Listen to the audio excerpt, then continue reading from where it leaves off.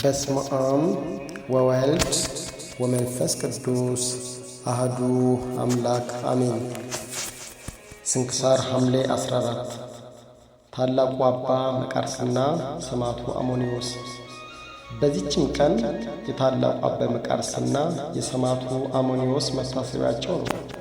በረከታቸው ከእኛ ጋር ለዘላለሙ ትኑር አሜን። በዚህችም ቀን ቅዱስ አብሮንዮስ ሰማዕት።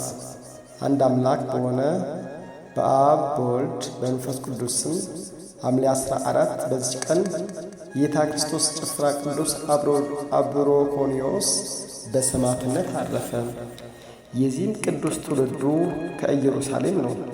የአባቱ ስም ክርስቶፎሮስ ነው። ትርጓሜውም ክርስቶስን የለበሰ ማለት ነው። ክርስቲያንም ነበረ። የእናቱም ስም ቴዎዶስያ ነው።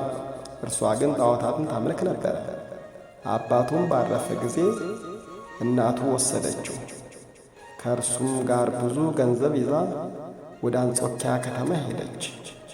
ልጇንም በእስክንድሪያ ከተማ ገዥ አድርጎ ይሾመው ዘንድ ለዲዮቅልጥያኖስ እጅ መንሻ ሰጠችው። እርሱም ሾመው።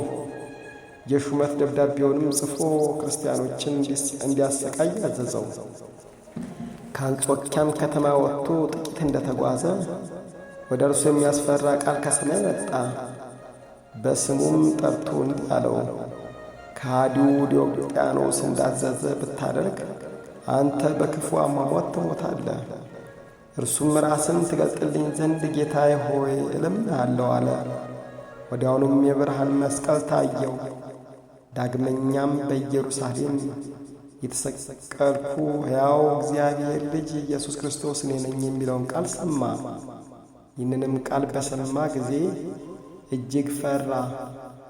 ተመልሶም ከአንጥረኛ ዘንድ የወርቅ መስቀል አሰራ።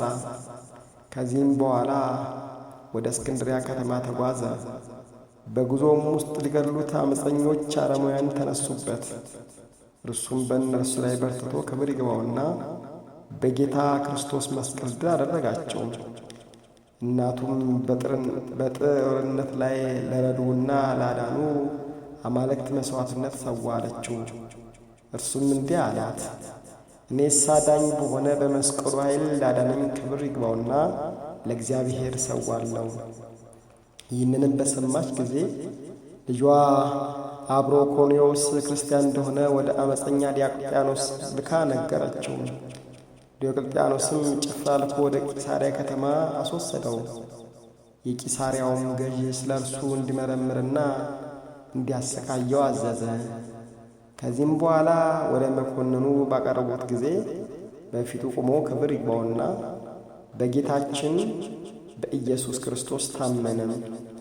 ለመሞት እስኪደርስም ጽኑ ግርፋትን ገረፈው። ከዚህ በኋላ አሰረው። በዚያችን ሌሊት ክብር ይግባውና ጌታችን ኢየሱስ ክርስቶስ በታላቅ ብርሃን ውስጥ ታየው። ከእርሱም ጋር ብርሃናውያን መላእክት ነበሩ። ከማሰሪያውም ፈታውና በመለኮታዊ እጁ ዳሰሰው።